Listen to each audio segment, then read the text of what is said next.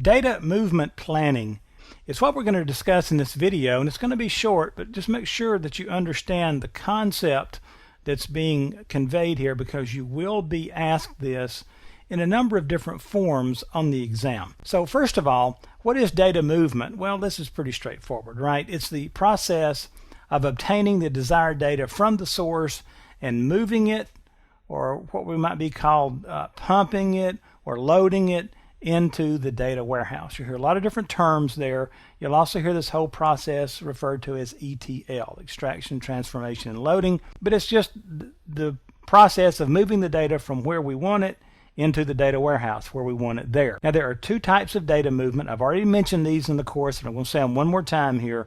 Make sure that you watch for this on the exam. There's simple data movement, and this is where we don't have to change the data. We just grab it from somewhere, drop it into a location in our data warehouse.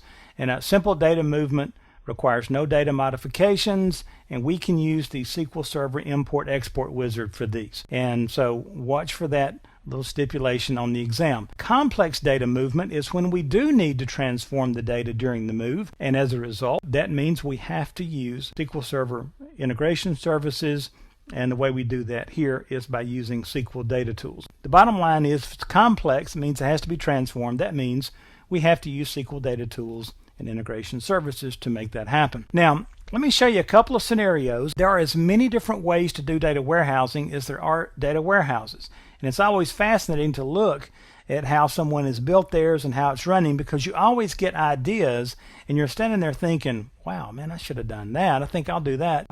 Then there's also other things that you're looking at thinking, I wouldn't have done it that way. There's, that's going to be a problem down the road. So anyway, notice that data movement requires considerable planning out there in the real world. This is not a quick 15-minute meeting.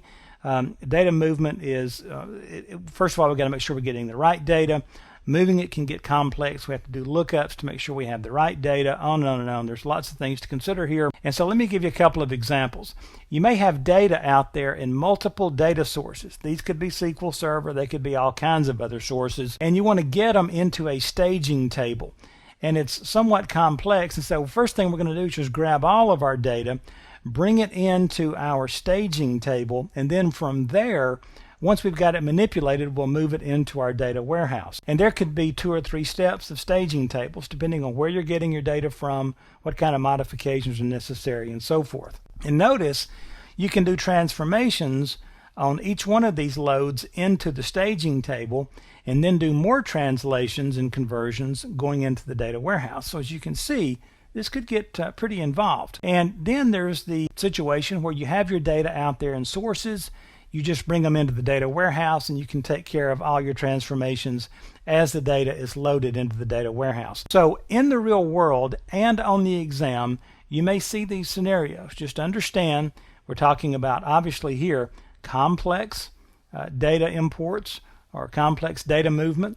Notice right up here, one of these could be a simple, where we're just using the import export wizard to grab this data, drop it into our staging table. That's not unusual at all.